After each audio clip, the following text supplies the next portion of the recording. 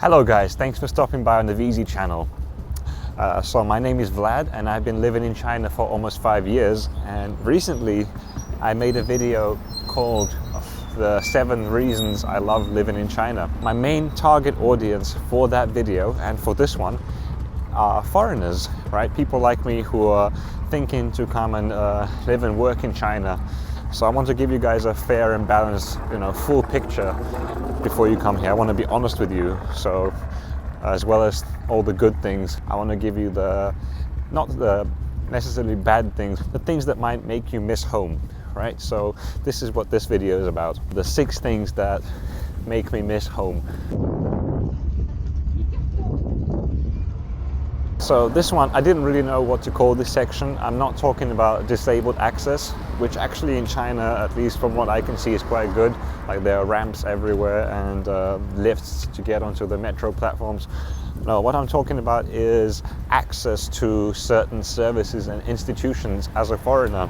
It's much harder. Access to certain institutions and services is much easier in the UK for me than in China. For example, there are many times when you need a Chinese ID to do certain things in China. For example, there are quite a few things which are a bit more complicated to do in China, just a few extra steps than back home. For example, when you're getting on the train, instead of just buying a ticket anywhere you want and getting on the train, you have to show your passport, right? It's an extra step. And then when you're getting onto the actual platform, you don't just show your ticket, you show your Chinese ID or your passport, and then you can get onto the platform. Now for Chinese people, they can just put their Chinese ID on the machine and the magnetic reader reads it.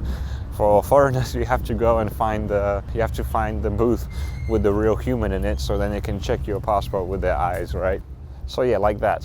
So that just makes things a little bit more complicated. Also, shopping online, in my reasons I love about China, I said shopping is great, but at the same time, when you want to buy products from abroad on Taobao, you need to have an account with a Chinese ID card. So actually, there's some things I couldn't buy because I was a foreigner. For example, some protein or some kind of makeup products which I wanted to buy for my wife as a gift, but I couldn't because they were from abroad and you need a Chinese ID card. Or also if you're into gaming and you want to buy some online account points. I forgot what it's called. I haven't played games for a long time. All right, with the PlayStation, if you want to go online and buy more credits, you have to have a Chinese ID card. There is a way around it, but the fact that you need a way around it, is a con for me. Then there's things like, just little life things that are way easier in the UK, like getting a SIM card for your phone. In the UK, just go get a SIM card, very easy, right? Here, you need an ID. There's like a whole thing to it. You need to be registered, whatnot. Sending money abroad as a foreigner is also kind of complicated. You have to go there and tax bureau, and yeah, it's not easy. It's just, for me, it's easier to ask my wife to send some money back home through her account. So you kind of feel limited in some ways as a foreigner.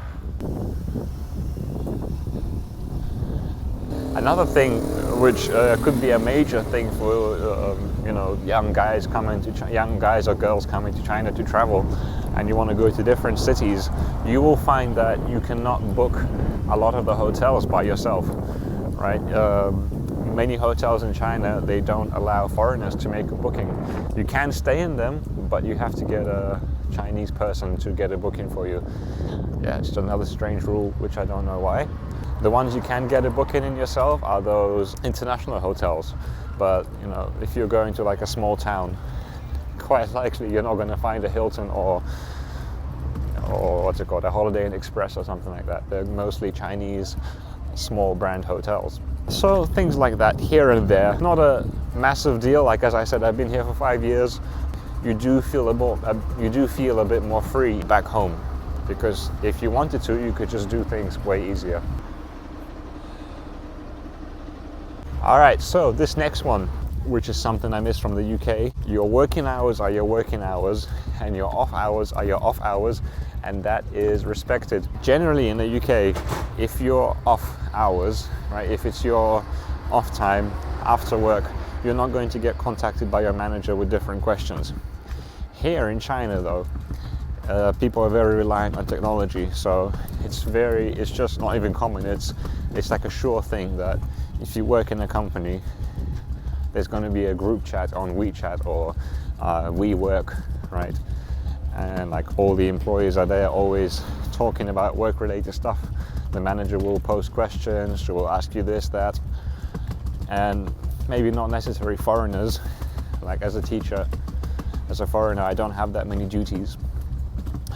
But you know, the fact that you still get notifications from work and people talking about work on your phone 10 p.m, 6 a.m, is kind of a downer. And another thing that's quite different about the work culture here is how spontaneous they are. They always start to plan things kind of late here. Maybe that's just from my experience, but it has been my experience in pretty much every job in China and my colleagues as well. Yeah, they're very spontaneous about giving you tasks. You could find out that you're doing a certain thing tomorrow, so you won't have much time to prepare for it. Right, so the next thing is the quiet.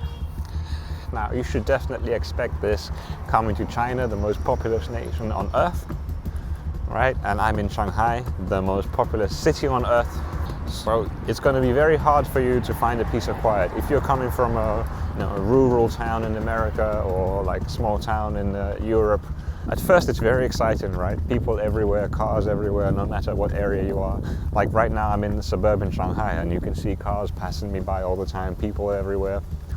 But then you're gonna think, oh, today I want some peace and quiet. I want to eat a sandwich during break time by myself somewhere and be with my own thoughts. Might be difficult. And I'm coming from London, which is another capital city, and in London you can definitely find spots where you can be by yourself. Parks in London, you can easily find a spot by the tree, sit down, maybe chill out, be quiet. Here the parks are quite different. You're gonna have people pretty much in all of them, in every corner of the park. I'm not saying like 24/7 all the time there's packs and packs of people. If you're there for say half an hour, even in the emptiest of times, you will have at least 10 people pass you by, right? Yeah, and for example, if you're into vlogging and making videos like I am on YouTube, you're gonna have to make peace with the fact that you're gonna walk and people are gonna look at you, right? You're not gonna find an empty street. Like, see, there's so many people around me right now. Yeah, beautiful spots. China has many beautiful spots, but they do not go unmissed. You can be sure that if you know a beautiful spot somewhere in a city, many other people will know that beautiful spot, and you're not gonna go there and enjoy it by yourself. There'll be someone else enjoying it too. So yeah, just so you're aware of that, guys. I'm not sure how it is in other smaller towns in China, second tier, third tier cities. This is my experience from Shanghai. Yeah, bottom line, not gonna find too much alone time here. Right, nature. I'm someone who really enjoyed cycling in the UK.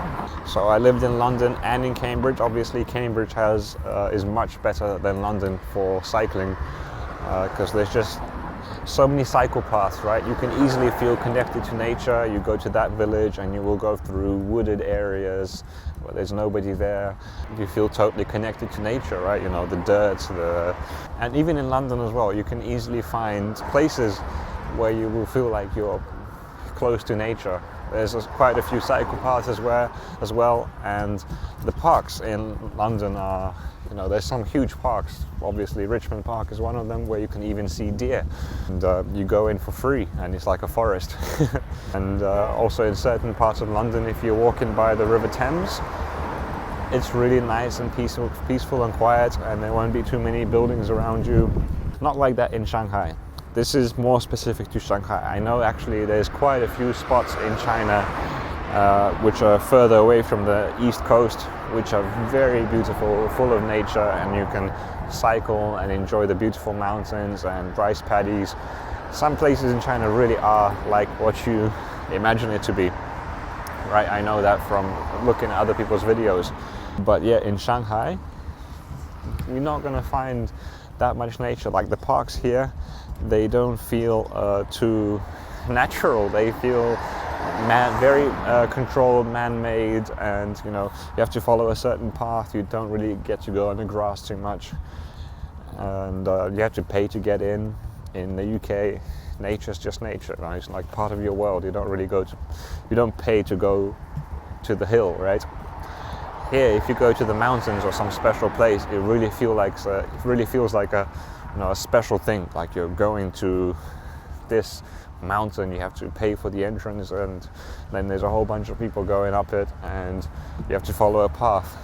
That's from my experience. If you really like, being close to wildlife, nature, do some more research about where you should move to in China, but it should not be Shanghai. Alright, this one might seem a little bit contradictory to what I said in the 7 things I love about China, because I said I love Chinese food, and I absolutely do love Chinese food. Me coming from the UK, who am I to complain about food, right? UK is not famous for being for having great food, but in fact there's quite a lot of things to miss. For example, I am someone who really enjoyed cooking. I love to use all kinds of herbs and spices, which are just really difficult to find in China. In Shanghai even, you might have to pay a hefty price to get what you want. Things like thyme, basil, dill, parsley, you won't find that easily. And then this is really petty, like I miss the different kind of potatoes there are in the UK. There are potatoes here obviously, but I feel like there's not as many different types. Like, as I said, I'm someone who enjoys cooking, and I know that certain potatoes are better for mashed potatoes, and certain potatoes are better for baking or frying and whatnot, or for jacket potatoes and stuff like that. Yeah, you will not find that variety of potatoes here. There is definitely like different potatoes, like sweet potatoes, and I don't know what the purple ones are called, maybe yam, I'm not sure. Then of course, let's move on to bread. If you like bread, UK or many other places in Europe definitely win with bread. Like, I'm someone who enjoys a good toast in the morning, with seeds and whole grain toast. You won't find that kind of bread in China. They're not really big on bread, or at least not the kind of bread that we're used to. It's more kind of like sweet, white, milk-based bread, which I don't honestly enjoy. And guys, if you're Chinese and watching this video, once again, this is aimed at foreigners. I'm not trying to say bad things about China here. This is for foreigners who might come here, and I'm just telling them honestly what they might miss. All right, back to food. If you're a sweet tooth like me, you're definitely going to miss home, because the types of sweets that Chinese people love is very different from the types of sweets that we love. They do have, sweet bakery shops and kinds of sweets, but it's just different. All right, it's more for their taste, not for my taste. I miss, for example, a place called Patisserie Valerie, or I miss the bakery section in Waitrose. I miss the bakery section in Marks and Spencer's. If you're from the UK, you know what I'm talking about. Those are amazing. Oh, and one more thing. This is not really food, but I have to mention it in this section. Drinking tap water. That's a biggie, right? You cannot drink tap water in China. You might get very, very sick if you do. All right, this section is people, right? I miss my friends, and I've made, very good friends in China too. We're just quite different cultures, right? So it might be not as easy for you to relate to them as people from your own country. Just having like small chit chats about pop culture, for example, right? China has a very different pop culture to the pop culture that we have. So if you want to talk about, not me personally, but if you want to talk about what the Kardashians did, you're not going to find someone who knows too much about the Kardashians here. Chinese actors and actresses really come first here. They love watching their own movies and their own TV shows, which is understandable. So yeah, you're gonna find some areas where it's harder to engage. It's not always a bad thing. Like, you can take that as an opportunity to learn about each other's cultures. Yes, but what I'm saying is you might miss the place which is full of people who grew up watching the same things as you did, listening to the same things as you did, discussing the same things, you know, common history and stuff like that. That's all I'm saying. I'm not saying you can't get along with Chinese people. I'm just saying you will miss home. That's what the point of this video is. Alright guys, thank you for watching, and peace.